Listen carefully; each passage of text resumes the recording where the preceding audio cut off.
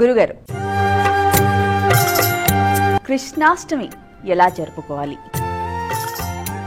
పూర్ణిమకి ముందుండే 15 రోజుల్లో పుడితే అబ్బో ఎంత బాగుంది అనుకుంటాం. కృష్ణుడు కృష్ణపక్షంలో పుట్టాడు.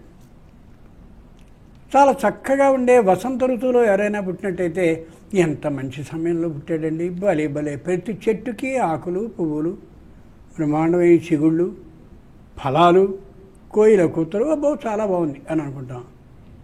కృష్ణుడు వర్ష ఋతువులో పుట్టాడు. పగటిపూట కానీ ఎవరైనా పుట్టినట్టయితే 10 మంది వచ్చి చూసి అబ్బో ఆహాహా అని ఆనందపడతారు. ఈయన అర్ధరాత్ర కాలంలో పుట్టాడు, సరిగ్గా 12 గంటలకి. అద్భుతమైనటువంటి సౌధాల్లో చాలా పెద్ద ఎత్తునటువంటి మంచి రంగురంగుల మేడల్లో పుడితే అబ్బో ఏమిటండి, బంగారపు ఉయ్యాల్లో ఊరేగిస్తారు వాడిని, ఎంత ఆనందంగా ఉంటారు. ఈయన కారాగారంలో పుట్టాడు. తల్లి తండ్రి ఆ శిశువు జన్మించిన వేళ చెప్పలేనటువంటి సంతోషంతో ఉంటారు ఎక్కడైనా.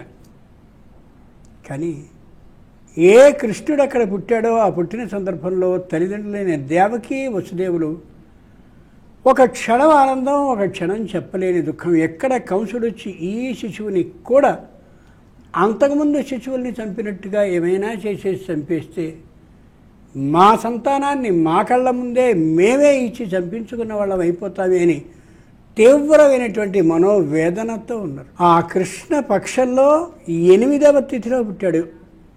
కృష్ణ అష్టమి తిథిలో పుట్టాడు ఆయన. ఏమిటి చిత్రం? 8 అనేది 15 తిథుల్లో మధ్యదైనటువంటి తిథి. ఇటు 7 తిథులు, అటు 7 తిథులు. భగవంతుడు ఒకటే చెప్తున్నాడు, ఈ అజ్ఞానం వైపుకి వెడతావా వెళ్ళు, జ్ఞాన మార్గం వైపు ప్రయాణిస్తావా ప్రయాణించు, నిన్ను మధ్యలో ఉంచాను, ఇటు వెడతావో అటు వెడతావో నిన్ను నువ్వు ఆలోచించుకుని ఓ నిర్ణయాన్ని తీసుకుని ఆ విధానంగా నడువని ఎంత అమోఘమైన ఉపదేశాన్ని మనకి ఆ 8వ తిథి నాడు పుడుతూ చేశాడు. పైగా శ్రావణ మాసంలో పుట్టాడు ఆయన.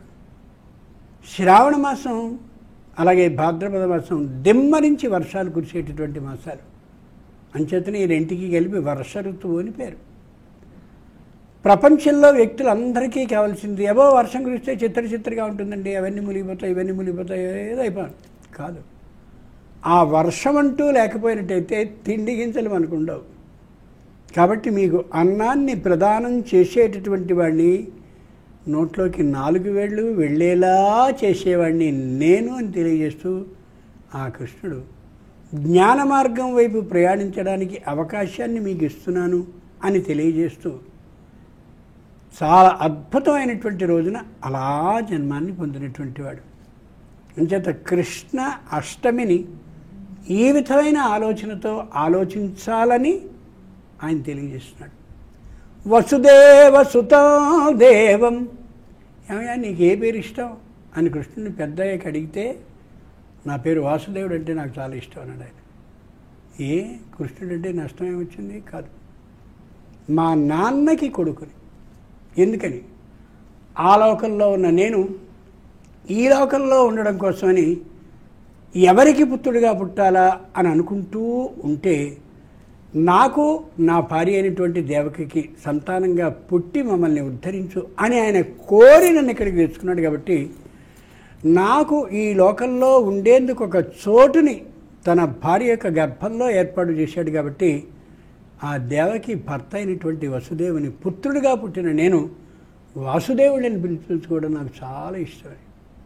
ఇంచేతనే వైష్ణవ స్వాములందరూ కూడా వాసుదేవ వాసుదేవ వాసుదేవ అంటుంటారు. ఇంకొక మాట ఏంటంటే, వసుదేవుడు లోకంలో జన్మిస్తూ ఉన్నప్పుడు ఆనక దుందుభులు మోగించారని. అంటే పెద్దవైనటువంటి దేవలోకానికి సంబంధించిన పెద్ద ఢంకాలు ఉంటాయి, వాటిని ఆనక దుందుఫే 2 వాద్యాలు అవి మోగించారు. ఏమిటి ఇలా మోగిస్తున్నారు అని ప్రపంచం అంతా చూస్తే ఈ వసుదేవుడు ద్వారానే వాసుదేవుడు కృష్ణుడిగా పుట్టబోతున్నాడు అని అంతటి అమోఘమైన సూచనని తన తండ్రి పుట్టుకతోనే చేయించుకుని తాను పుట్టాడు. కాబట్టి అంత గొప్ప కృష్ణుని పేరిట ఉన్న అష్టమి కృష్ణాష్టమి. సామాన్యమైనటువంటి